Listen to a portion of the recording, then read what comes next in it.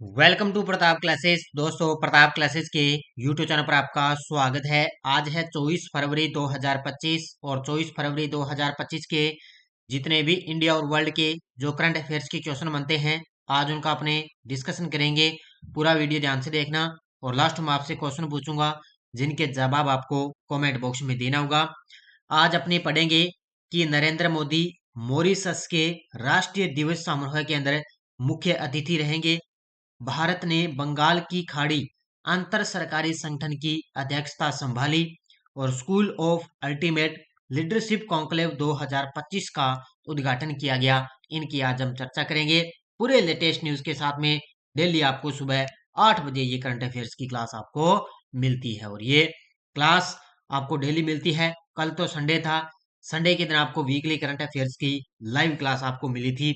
सबसे पहले हम करेंगे जो शनिवार के दिन हमने करंट पढ़ लिया उसको करते हैं रिवाइज।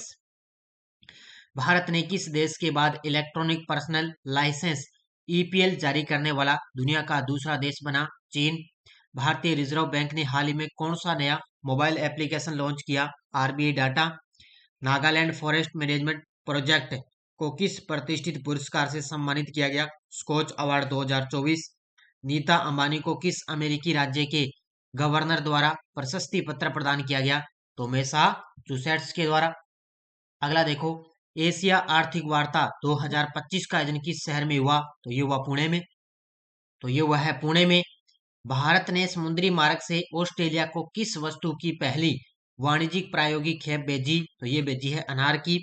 उत्तर प्रदेश के बजट 2025 की कुल राशि 8.8 लाख करोड़ और उड़ीसा के बजट 2025-26 में कुल व्यय कितनी राशि निर्धारित की गई? 2.90 लाख करोड़। तो ये थे परसों के क्वेश्चनों का रिवाइज है और कल आपको वीकली करंट की क्लास मिल चुकी है और ये है अपनी वार्षिक करंट अफेयर्स की टेस्ट सीरीज 2025।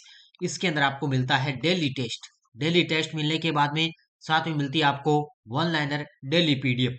इसके बाद में वीकली टेस्ट।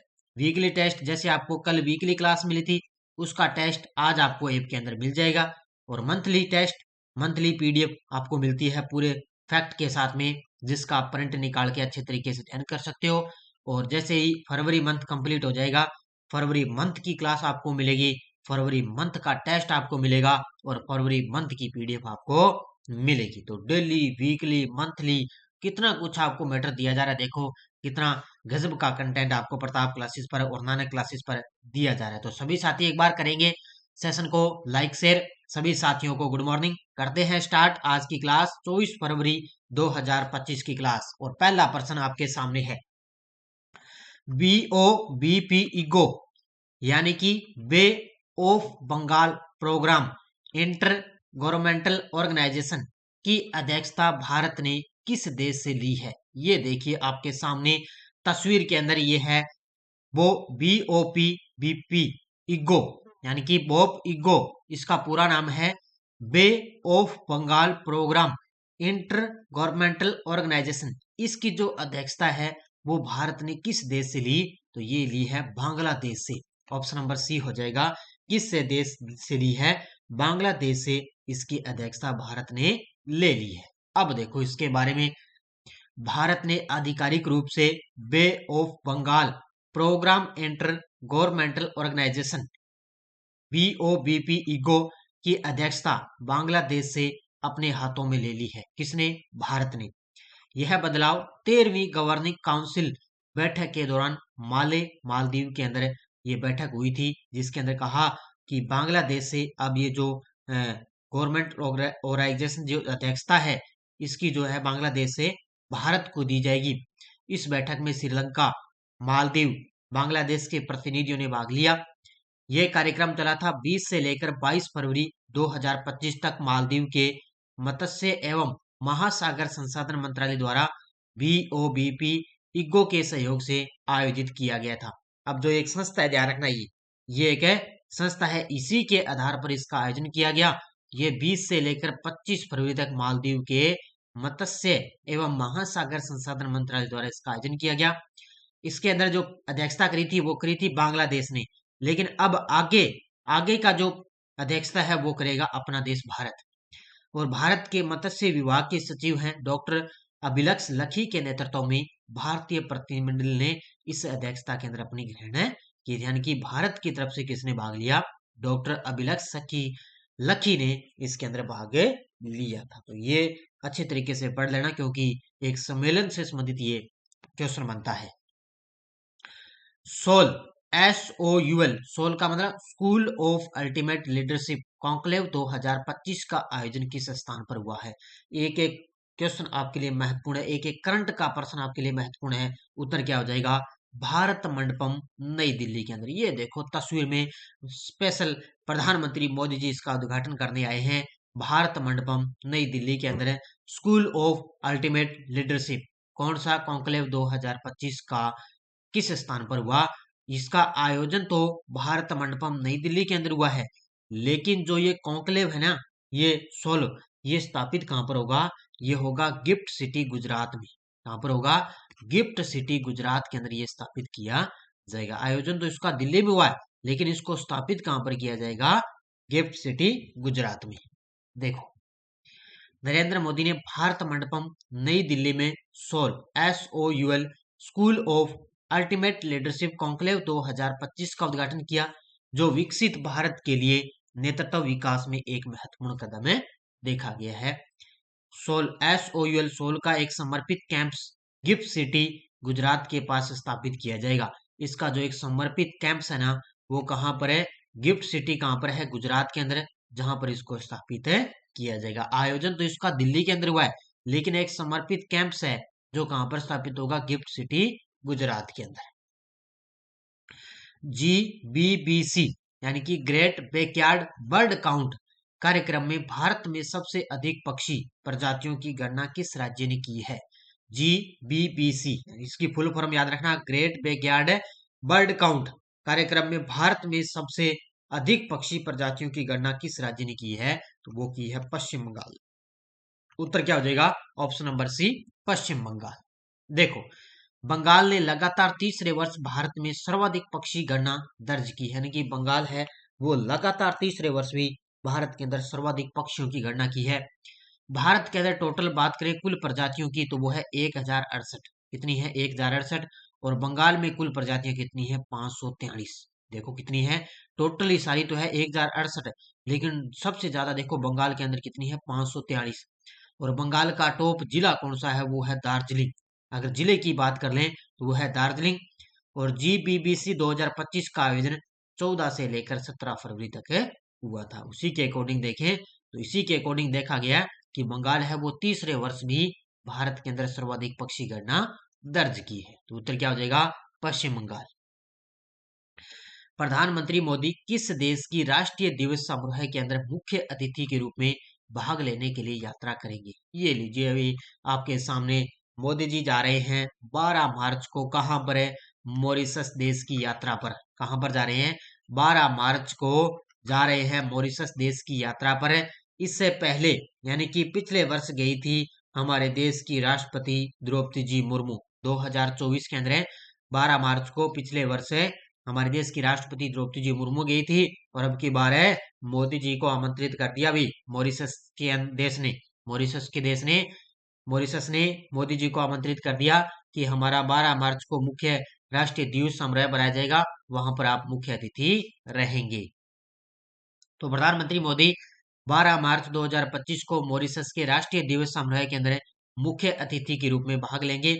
मॉरिशस के प्रधानमंत्री नवीन रामगुलाम ने इस यात्रा की घोषणा कर दी और भारत और मॉरिशस के बीच मजबूत द्विपक्षीय संबंधों पर जोर किया। मॉरिशस हर साल 12 मार्च को अपना राष्ट्रीय दिवस मनाता है, जो 1968 में ब्रिटिश शासन से मिली स्वतंत्रता की वर्षगांठ का ये प्रतीक है। तो हर साल ये 12 मार्च को अपना राष्ट्रीय दिवस से बनाता है। केरल सरकार द्वारा शुरू की गई नैनामृतम क्या है? नैनामृतम 2.0 पहल का मुख्य उद्देश्य क्या है? किसके द्वारा स्टार्ट की गई है? केरल राज्य के द्वारा शुरू की गई एक पहल है जिसका नाम है नैनामृतम 2.0। इस पहल का मुख्य उद्देश्य है गंभीर नेत्र रोगों का प्रारंभिक चरण में पता लगाना। क्या है? गंभीर नेत्र रोगों का प्रारंभिक चरण में पता लगाना, ये इसका उद्देश्य है। देखो, केरल सरकार ने नैनामृतम 2.0 नामक एक एआई संचालित नेत्र जांच पहल शुरू की है, जिसका उद्देश्य गंभीर नेत्र रोगों का प्रारंभिक चरण में पता लगाना है। यानी कि एआई संचालित है। ये देखो, एआई का मतलब आर्टिफिशियल इंटेलिजेंस नेत्र एक जांच पहल है। ये स्पेशल आंखों के लिए, यानी कि आंखों का जो रोग है ना, उसके लिए है। हेल्थ टेक कंपनी रेमेडियो के सहयोग से इसको शुरू किया गया। यह कार्यक्रम ग्लूकोमा, डायबिटिक रेटिनोपैथी और उम्र से संबंधित मैक्युलर डिजनरेशन जैसी बीमारियों की पहचान करने वाला दुनिया का पहला सरकारी एआई अस्पताल एआई सहायता प्राप्त जांच कार्यक्रम में माना गया। यानी कि दुनिया का पहला सरकारी एआई सहायता प्राप्त जांच कार्यक्रम है।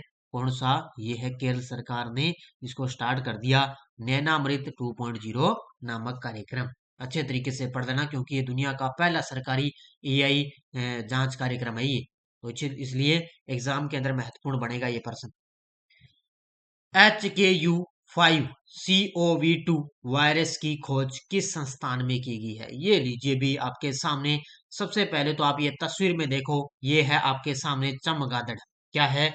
चमगादड़ आपने देखे होंगे, अपने घर पर भी है ज्यादातर, लगभग आपको पता है। जो गर्मियों के अंदर चमगादड़ ज्यादा देखने को मिलते हैं। तो ये है चमगादड़। और आपको पता है चीन के जो शोधकर्ता हैं वो कुछ ना कुछ करते ही रहते हैं, कुछ ना कुछ उन्होंने जो है शरारत करते रहते हैं। तो उन्होंने एक बार फिर से शरारत कर दी है कि इसकी ये है HKU5CoV2 वायरस की खोज किस संस्थान में की गई? तो ये है वुहान इंस्टीट्यूट ऑफ वायरोलॉजी, ये है चीन के अंदर है। और यहाँ पर चीन के अंदर एक नए वायरस की खोज हो चुकी है, क्योंकि इन्होंने शरारत की है भी हम कुछ ना कुछ करें, क्या करें क्या नहीं करें।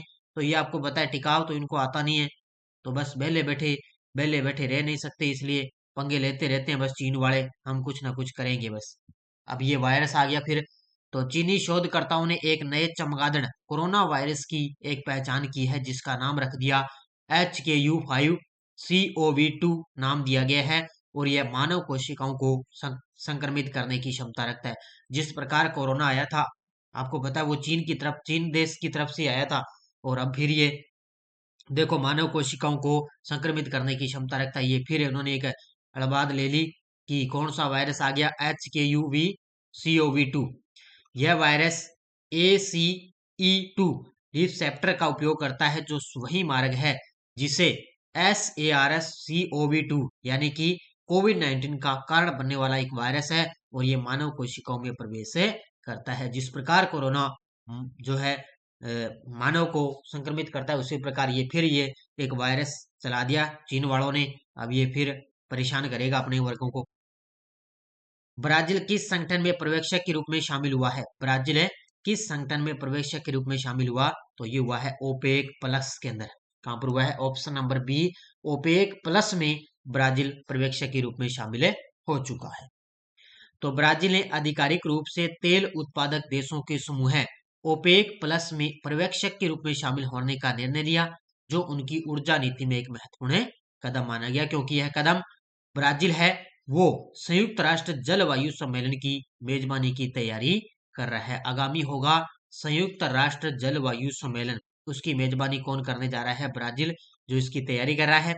ब्राजील की ऊर्जा रणनीति के तहत राज्य नियंत्रण तेल कंपनी पेट्रोब्रास 2025 तक अपने डीजल उत्पादन को 1,20,000 बैरल प्रतिदिन तक बढ़ाने की योजना बना रही है। तो ऊर्जा नीति के क्षेत्र में एक महत्वपूर्ण कदम है, इसलिए ओपेक प्लस के अंदर पर्यवेक्षक के रूप में ब्राजील है वो शामिल हो चुका है।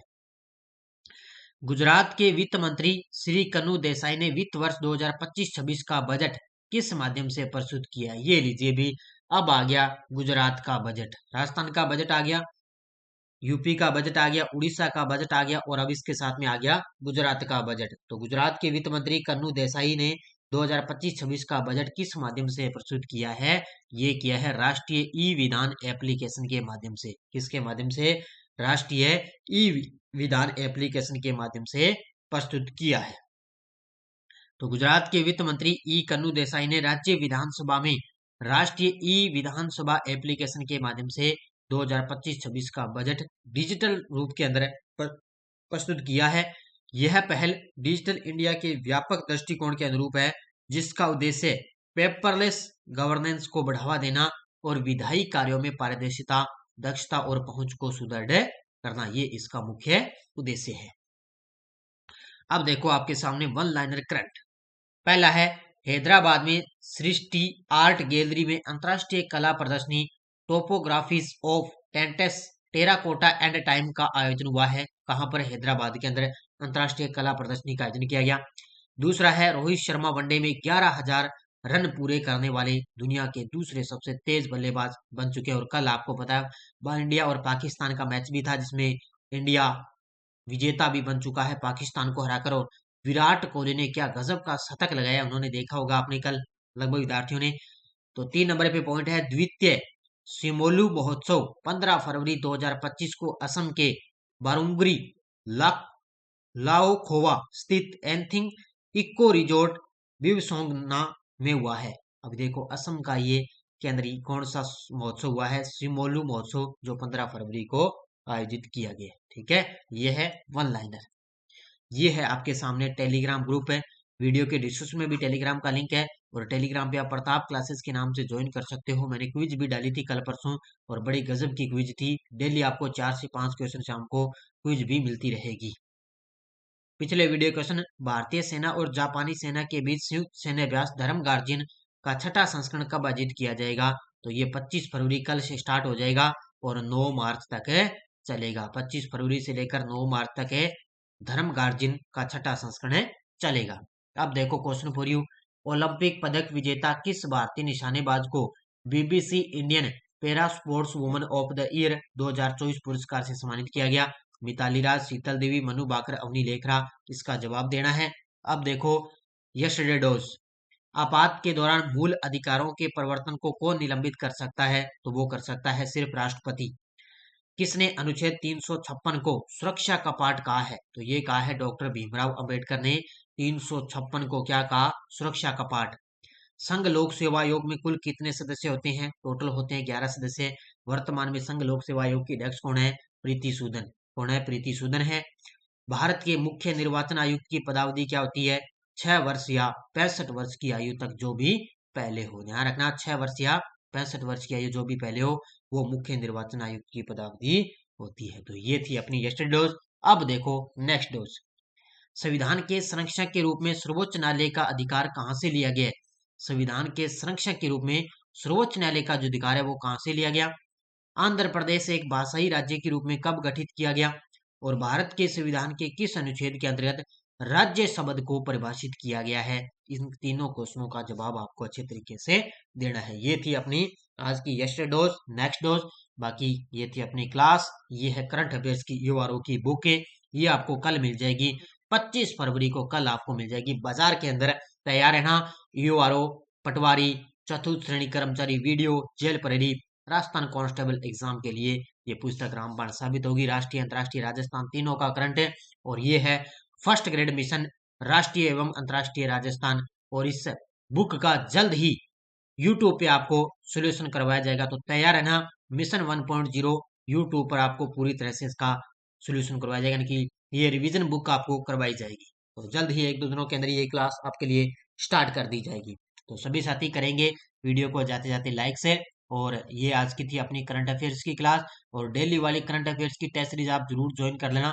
ये इसमें आपको डेली, वीकली, मंथली सब कुछ आपको टेस्ट है मिलता है। तो धन्यवाद। जय हिंद, जय भारत।